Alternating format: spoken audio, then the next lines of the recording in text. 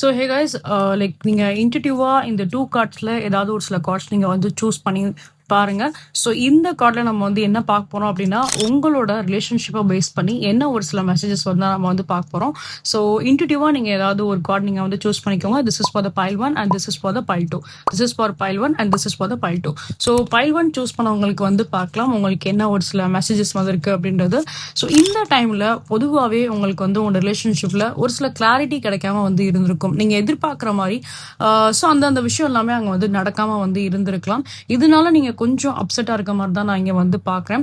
சில நேரத்தில் நீங்கள் வந்து லைக் உங்களுக்கே நீங்கள் வந்து ரொம்ப அதிகமான ஒரு சில ப்ரெஷர் நீங்கள் உங்களுக்கு வந்து கொடுத்துக்கிறீங்க அப்படின்னு தான் நான் வந்து சொல்லுவேன். ஏன்னா நிறைய ஓவர் திங்கிங் இருக்குது. சம்மந்தமே இல்லாமல் இந்த ரிலேஷன்ஷிப்பை பற்றி ரொம்ப ஒரு ப்ரெஷர் நீங்கள் வந்து எடுத்துக்கிறது, உங்களோட செல்ஃப் கேராக இருக்கட்டும், உங்களோட செல்ஃப் ருட்டைன் ஒர்க்காக இருக்கட்டும், அது எதுவுமே நீங்கள் வந்து கான்சன்ட்ரேட் பண்ண முடியாமல் வந்திருக்கீங்க.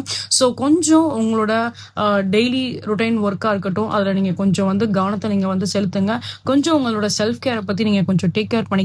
ஏன்னா நீங்கள் எதிர்பார்க்குற மாதிரி இந்த ரிலேஷன்ஷிப்பில் ஒரு நல்ல ஒரு பியூட்டிஃபுல்லான ஒரு சில சேஞ்சஸ் கண்டிப்பாக வரதான் செய்யும்.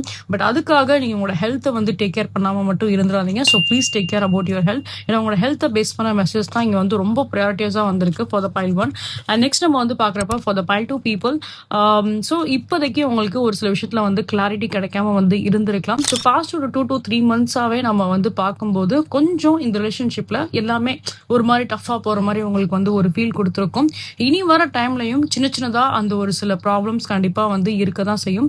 பட் இது நம்ம வந்து பார்த்தோம் அப்படின்னா ஒரு மே இல்லைனா ஒரு ஜூன் மந்த் டைமுக்கு அப்புறம் வந்து கொஞ்சம் இந்த ப்ராப்ளம்ஸ் எல்லாமே வந்து மாறும் அப்படின்ற மாதிரி தான் இங்கே வந்து இருக்குது. Don't worry about it. இந்த டெம்பரவரியாக நடக்கக்கூடிய இந்த சின்ன இஷ்யூஸை மட்டும் கொஞ்சம் டேக் கேர் பண்ணிக்கோங்க. ஸோ மற்றது எல்லாமே இங்கே நம்ம வந்து பார்த்தோம் அப்படின்னா இந்த ரிலேஷன்ஷிப்பே ஒரு சக்ஸஸ்ஃபுல்லான ஒரு ரிலேஷன்ஷிப் தான்.